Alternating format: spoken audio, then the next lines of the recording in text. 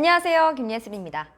김기현 전 울산시장 측근 수사를 벌인 울산 경찰들이 집단으로 검찰의 소환 조사에 불응하면서 수사를 둘러싼 검경 갈등이 커지고 있습니다.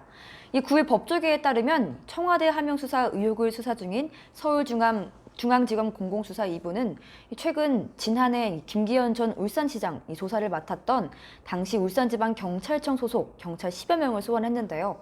이 구체적인 수사 상황에 대한 확인이 필요했기 때문이라고 했습니다. 그러나 이 경찰은 끝내 검찰의 요구에 불출석하면서 이 소환에 응하지 않았는데요.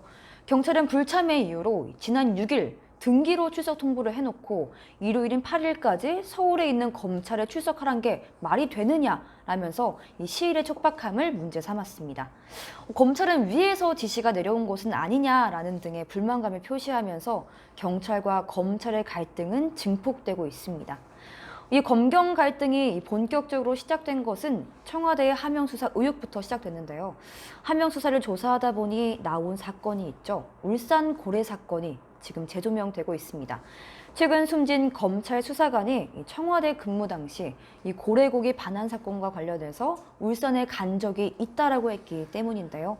그런데 이 고래고기 사건이 사실상 검경 갈등의 시발점이라고 경찰은 보고 있습니다.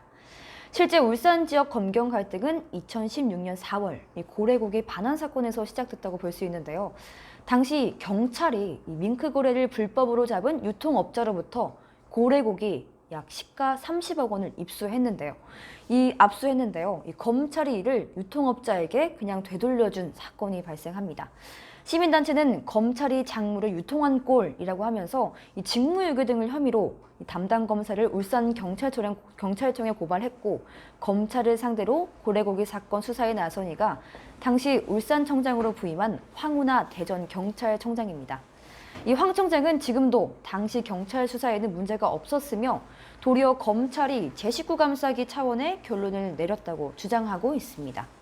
이 경찰들의 소환 불응에는 2017년 경찰이 벌인 이 고래고기 환부 사건, 이 당시 검찰의 대응도 작용했을 것이라는 분석도 나오고 있는데요.